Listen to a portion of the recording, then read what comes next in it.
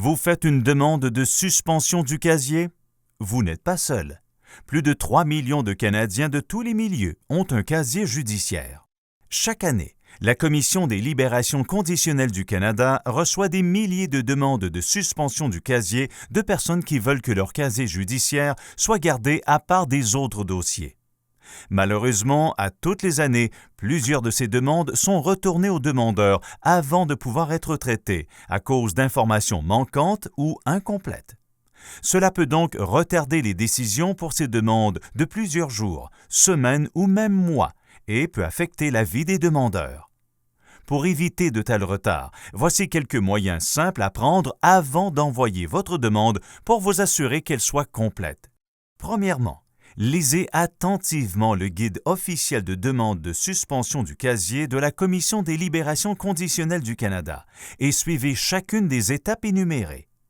Le processus peut paraître compliqué, mais il ne l'est pas, surtout si vous suivez les étapes. Le guide et une vidéo qui explique étape par étape comment faire une demande de suspension sont disponibles gratuitement sur le site Web de la Commission. Le guide contient plusieurs formulaires officiels. Assurez-vous de tous bien les lire et de remplir chacune des parties selon ce qui est demandé. Prenez votre temps. Répondez à toutes les questions au complet et de façon honnête. Une fois que c'est fait, revérifiez vos réponses pour vous assurer de ne rien oublier. La Commission doit pouvoir lire l'information inscrite sur vos formulaires. Alors, écrivez vos réponses clairement, en lettres moulées et à l'encre bleue pour que l'information soit facile à lire. La Commission doit aussi pouvoir identifier tous les formulaires comme les vôtres, alors indiquez votre nom de chaque côté et sur toutes les feuilles additionnelles annexées à votre demande. Signez aussi votre nom sur tous les formulaires à l'endroit indiqué. Assurez-vous que les formulaires Renseignements de la Cour et Vérification des dossiers de la police locale portent les sceaux ou étampes officielles et qu'ils ont été signés.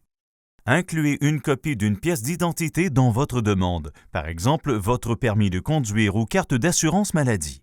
La copie doit être claire et lisible. Incluez seulement des documents originaux à votre demande, sauf pour vos documents d'immigration et votre pièce d'identité, dont vous devriez présenter des photocopies. Sur le formulaire Bénéfices mesurables, réadaptation soutenue, expliquez quel bénéfice vous apporterait la suspension du casier et comment elle aiderait votre réadaptation. Bénéfices mesurables signifie la façon dont votre vie serait améliorée. Par exemple, est-ce qu'elle vous permettrait de retourner à l'école, d'obtenir un permis ou de trouver un emploi? Réadaptation soutenue signifie la façon dont elle vous aiderait à demeurer un citoyen qui respecte les lois et qui contribue à la société. Rappelez-vous que tous les documents officiels de la Cour ou de la police doivent être signés et datés et doivent porter les sceaux ou étampes officielles. Les documents retouchés ne seront pas acceptés. Incluez le bon montant des frais de service, c'est-à-dire 631 $ par chèque certifié, mandat ou traite bancaire à l'ordre du receveur général du Canada. Vous pouvez aussi payer par carte de crédit. Pour des détails à ce sujet, consultez le guide. Voilà, c'est tout. N'oubliez pas de revérifier que vous avez inclus tous les documents et bien rempli tous les formulaires. Pour cela, consultez la liste de vérification à la fin du guide de demande. Un dernier détail, si votre adresse postale change après l'envoi de votre demande, vous devez informer la Commission de votre nouvelle adresse pour qu'elle puisse communiquer directement avec vous.